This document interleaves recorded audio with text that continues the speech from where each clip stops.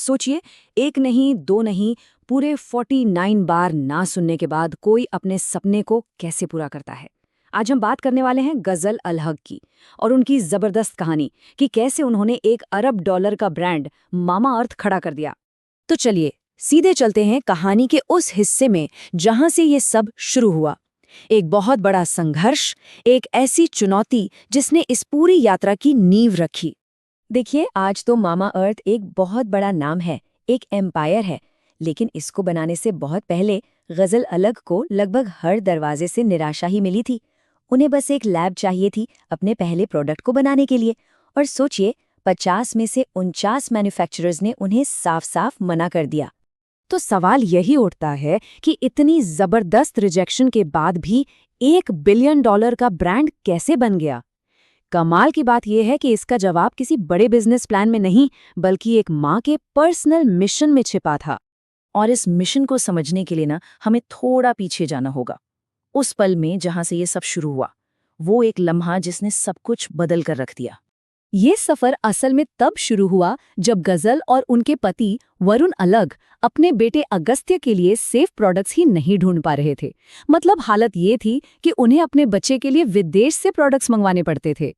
और तब उन्हें एहसास हुआ कि सिर्फ एक बिजनेस अपॉर्चुनिटी नहीं है, ये तो उस प्रॉब्लम का सॉल्यूशन था जिसे इंडिया में हजारों पेरेंट्स चुपचाप झेल रहे थे। तो जब उन्हें ये रियलाइज हुआ कि ये प्रॉब्लम सिर्फ उनकी नहीं है बल्कि अनगिनत परिवारों की है, तो उनका मिशन एकदम क्रिस्टल क्लियर हो गया। और बस इसी मिशन के साथ उन्होंने एक सॉल्यूशन बनाना शुरू कर दिया। पहले दिन से उनका फोकस सिर्फ एक चीज पर था, सेफ्टी और ट्रांसपेरेंसी।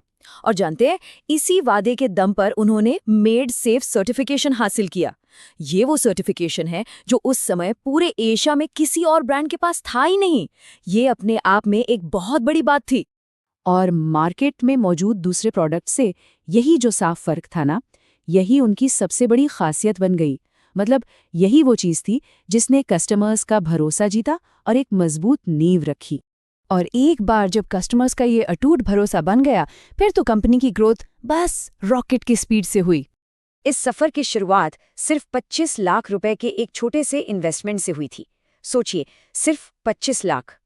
जो कहानी सिर्फ 6 बेबी केयर आइटम्स के साथ शुरू हुई थी, वो कुछ ही सालों में 500 से भी ज्यादा प्रोडक्ट्स के एक बहुत बड़े पोर्टफोलियो में बदल गई। और फिर आया साल 2022।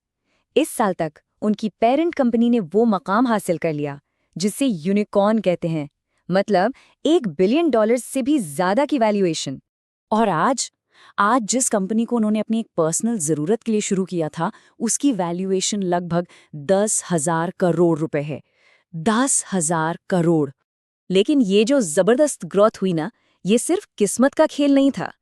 इसके पीछे गजल अलग की एक साफ सोच, एक फिलॉसफी और कुछ सिद्धांत थे जिन्होंने इस सक्सेस स्टोरी को मुमकिन बनाया। गजल अलग अपनी सक्सेस का क्रेडिट 4 बेसिक प्रिंसिपल्स को देती हैं। पहला, क्लैरिटी ही पावर है। मतलब बड़े गोल्स को छोटे छोटे मैनेजेबल स्टेप्स में तोड़ना।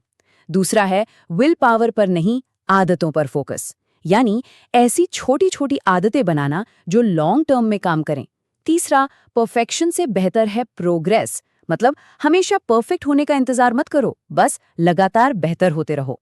और चौथा, ग्रोथ हमेशा कंफर्ट जोन के बाहर होती है, यानी मुश्किलों को सीखने और मजबूत बनने का एक मौका समझो। और ये प्रिंसिपल्स सिर्फ बिजनेस में ही नहीं, लाइफ में भी काम आते हैं। उनका ये मंत्र कि लगातार इवॉल्व होते रहो, ये दिखाता है कि वो सिर्फ अपनी सक्सेस को मेंटेन नहीं करना चाहती, बल्कि भविष्य में और भी बड़ा कुछ करने के लिए कमिटेड हैं।